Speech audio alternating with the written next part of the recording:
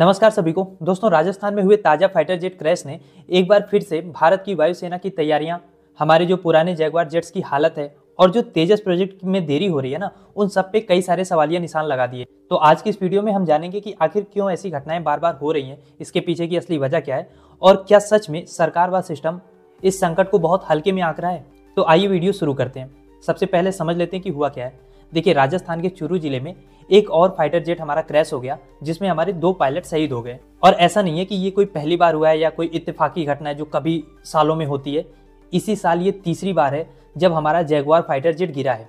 पर घटना के बाद यानी फाइटर जेट के गिरने के बाद का जो पैटर्न होता है, जो तस्वीरें होती हैं, वो सेम होती हैं। वही अफसोस होता है और वही सवाल फिर से एक बार खड़ा होता है, जिसका कोई ठोस जवाब अब तक मिलता नहीं है। कोर्ट ऑफ इंक्वायरी बैठेगी, रिपोर्ट्स आएंगी, लेकिन जो असली सवाल है वो बस हवा में रह जाएगा कि आखिर ऐसा कब तक होगा।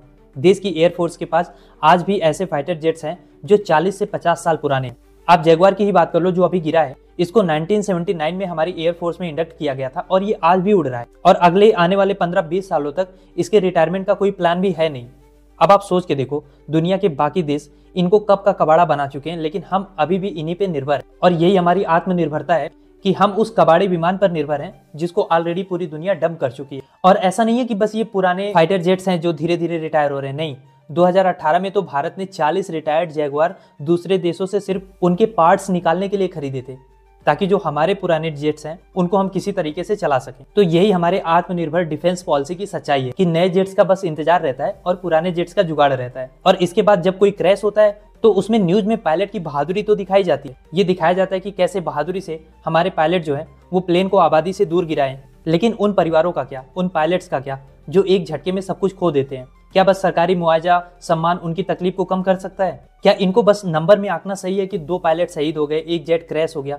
लेकिन जो शहीद हुए उनकी तो पूरी दुनिया उजड़ गई। और वो गलती किसकी है? सरकार की है, सिस्टम की है? हर हादसे के बाद बस यही बहस शुरू होती है कि कब ये पुराने जेट्स हटेंगे, कब नए आएंगे। और यहाँ पे बात बस नए पुराने की है भी नहीं, क्योंकि टेक्नोलॉजी तो हमेशा अपडेट होती रहती है। यहाँ बात है सरकार की, सिस्टम की, इच्छा शक्ति की, पॉलिसी मेकिंग और प्रायोरिटी की। आज के समय में भी भारतीय वायुसेना को 42 स्क्वाड्रन की जरूरत है, लेकिन अभी सिर्फ 31 स्क्वाड्रन सर्विस में है। इनमें से भी 6 जो है वो तो टोटली जैगवार पर निर्भर है। और इस जैगवार को आज के समय में दुनिया का कोई भी डेवलप देश इसको यूज नहीं करता। तो हमें भी अपने आप से पूछना होगा कि क्या बस हम दुनिया की चौथी इकॉनमी बन के खुश हैं, या हर एस्पेक्ट में हमें डेवलप होना होगा। हमारे पास आज भी 100 से ज्यादा जैगवार सर्विस में हैं और हम रिटायर्ड जेट्स के पार्ट खरीद के इनको किसी तरीके से चला रहे हैं। अब आप सोच के देखो कि 1970 के दशक की जो टेक्नोलॉजी है उसको आप कितना ही मॉडर्न कर लो, कितना भी मॉडिफाई कर लो, क्या आज के समय में वो उतने भरोसेमंद रह सकते हैं? देश में तेजस प्रोजेक्ट को लेकर बड़ी बड़ी बातें होती रहती हैं, लेकिन हकीकत तो ये है कि अभी तक एक भी तेजस जो है वो समय पर डिलीवर हुआ ही नहीं है। उसका बहुत बड़ा रीजन ये है कि इंजन आना है अमेरिका से, डिलीवरी की डेडलाइन जो है वो बढ़ती चली जा रही है। सरकारें आत्मनिर्भर होने के नारे तो लगवा लेती, लेकिन फाइटर जेट का इंजन हम आज तक खुद नहीं बना पाए। दुनिया में सिर्फ 4-5 देश ही हैं जो फाइटर जेट के इंजन बना पाते हैं और हम अभी भी उस लिस्ट में शामिल नहीं है। और यही वजह है कि तेजस की डिलीवरी बार बार टलती है और एयरफोर्स को मजबूरी में जैगवार जैसे पुराने जेट्स उड़ाने पड़ते हैं। और उसके बाद जब कोई हादसा हो जाता है तो वही सवाल दोहराया जाता है कि क्या सरकारें इस संकट को गंभीरता से ले भी रही हैं या बस फाइलों में रिपोर्ट बनाई जा रही? क्या सच में हम बस अपने सैनिकों की जान को आंकड़ा मान के बैठ चुके हैं?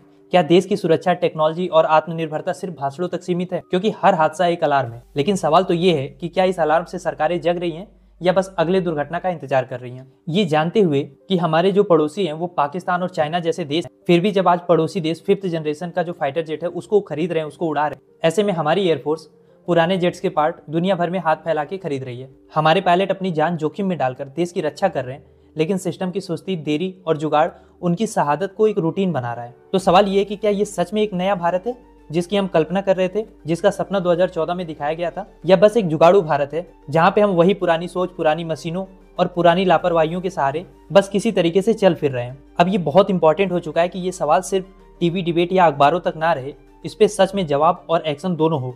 क्योंकि हर बार जब एक फाइटर जेट गिरता है तो सिर्फ एक मशीन नहीं टूटती, भरोसा टूटता है, उम्मीद टूटती है और कई परिवारों की जिंदगी भी बिखर जाती है। तो क्या सोचते हैं आप इस टॉपिक के बारे में? लिखिए अपनी राय कमेंट बॉक्स में।